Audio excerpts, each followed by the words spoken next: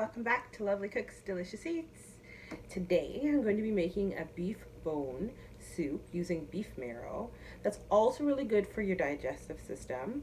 My daughter's been having a really upset stomach for a little while now, so I've decided that I'm going to make some of this soup and hope that it'll help her to get on the tracks of feeling better. So if you're interested, make sure you stay tuned. If this is your first time seeing and visiting my channel, make sure you subscribe. It's free. Join the family. If you have any recommendations, comment them down below. Without further ado, let's get started. Okay guys, so this is the beef marrow that I'm going to be using. And what you're going to want to do first is I'm going to fill up this with warm water. And I'm going to put it in my pot and I'm going to boil it for 30 minutes. Then you're going to notice that there's going to be like a lot of like scum and stuff that's going to come out of these bones. And I'm going to drain it, rinse it out, season up this marrow, and get the soup process started. So to start, boil it 30 minutes and then we'll be back. So just so you guys know, even though I don't say it, these have been washed. And I'm putting it in here just because you'll notice that the first set of water that will come out of this and the stuff that are going to come out is going to be really yucky. And you want to get rid of that. So that's the purpose of doing this. So I'm not going to put any seasonings or anything like that until I finish this process. Okay guys, so this is what I'm talking about. If you see all of that, is all that scum and stuff, we don't want that in our broth. We want a clean tasting broth. So I'm going to let this go another 10 minutes and then I'm going to drain it and rinse this off. This is a very important process when you're making bone broth soup using the marrow. You want to boil it for a little bit first just so you can get all this scum, and then wash it and drain it out and you'll have a nice clean broth. Okay, so I've gone ahead and drained and washed off the beef bones. So that's what it looks like. So now I'm going to go ahead and season it before I start making my soup process. So that's some garlic, some vegetable seasoning. You may be saying, well, why are you seasoning up bones? Well, because it's going to infuse the flavor of my soup. Remember, everything that, like, the bones will be so good that you could even, like, you know, it's going to give off a really good flavor. That's the Padina thyme, which is a broadleaf thyme that we make at home.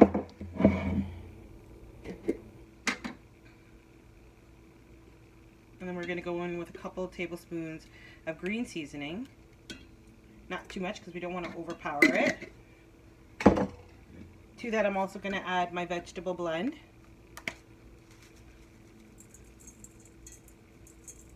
Like that. And then black pepper. Then you're going to want to get in there with your hands. Be very careful because you did just take this off the stove. And give it all a good mix. Like that. Get all in there with your hands, guys. Don't be afraid to mix your meat. So it's all been marinated. Let's get ready to prep our soup. So let's walk through the ingredients. I'm going to start off with to saute before I add back in my bone and some hot water. I have some banana, also known as cilantro. Not cilantro, it's cilantro. It's different if you want to Google it just to see the difference. I have some onion, some pimento peppers, some hot habanero peppers, green onion, and some carrots. These are what I'm with some garlic and some ginger that I'm also going to saute before I add back in my meat. So let's get started with that process. Okay, to start, oops, sorry guys. To start, I'm going to add in my onion. Never add hot pepper directly into the oil. You want to add in liquid before you fry up your peppers, or else it can get super peppery smelling aroma in your home. So note of that. Don't ever put peppers directly into the oil or you'll choke from the smell. So I've gone ahead and added my green onion, my onion, and my bandana. I'm going to saute that up for a little. before I add in my pepper. So now a trick to getting your onions to soften up quicker would be just to sprinkle some salt on the top of it. That's going to help it to soften faster.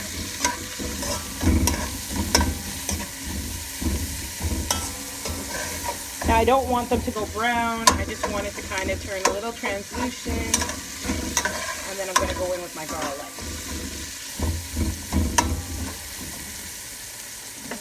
In my kettle, in the meantime, I do have hot water heating up to boil.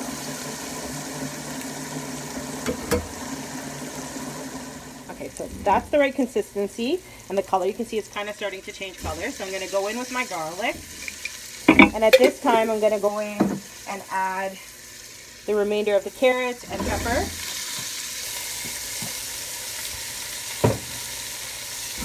And let's give it all a good mix.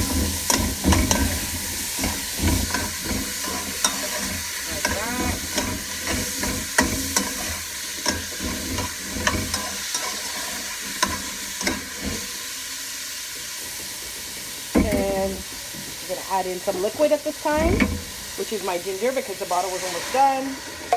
So I just added some water and shook it up. Let's give that a good mix.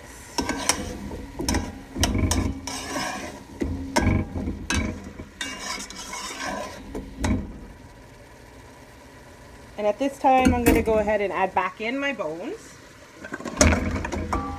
I'm going to put some water in here and fill that in the pot. I'm going in with some hot water from my kettle.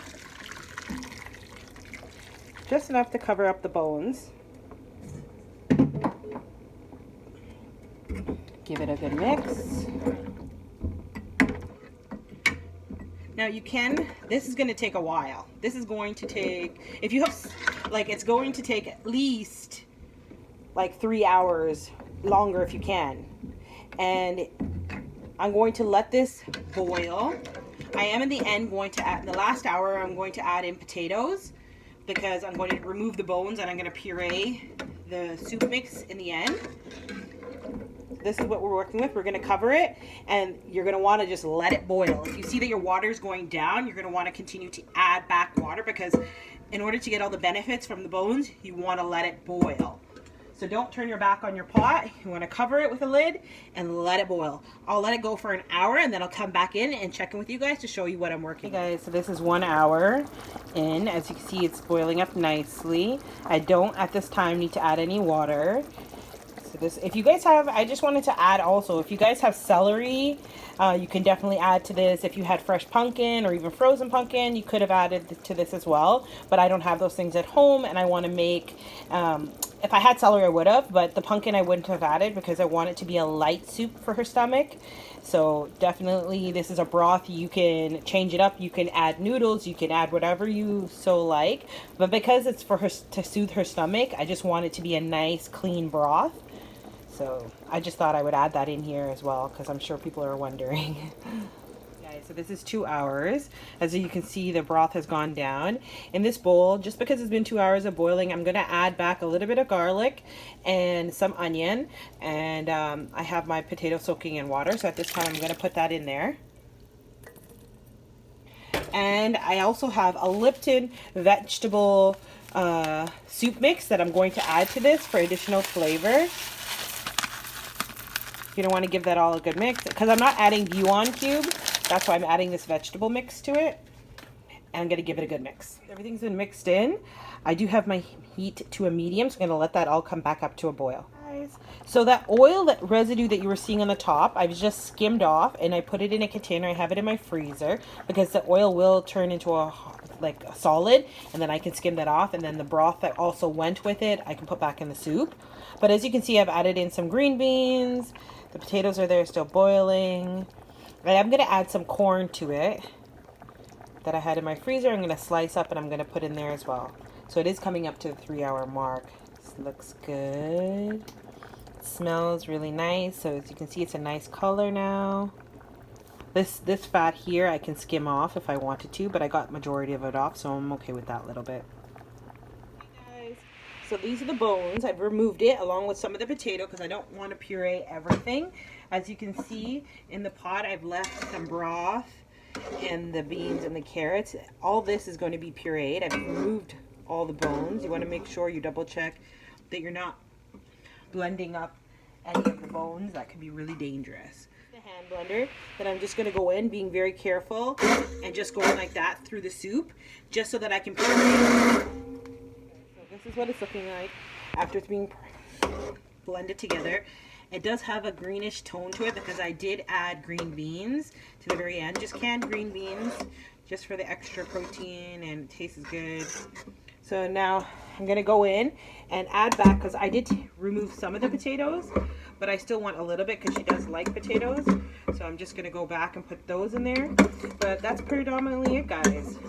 So let me just put back in the potatoes and I will plate it up. Now the broth is looking super delicious. Keep in mind, if you guys want to add carrot, if you guys want to add additional meat or noodles, you can do so because it's your soup. You do what you want. I wanted it to be more of a thick broth, but a clean broth. So that's why I've done mine like this. So if you guys like this recipe, make sure you give me a thumbs up, comment down below, subscribe if you're new, join the family. Until next time, guys. Bye.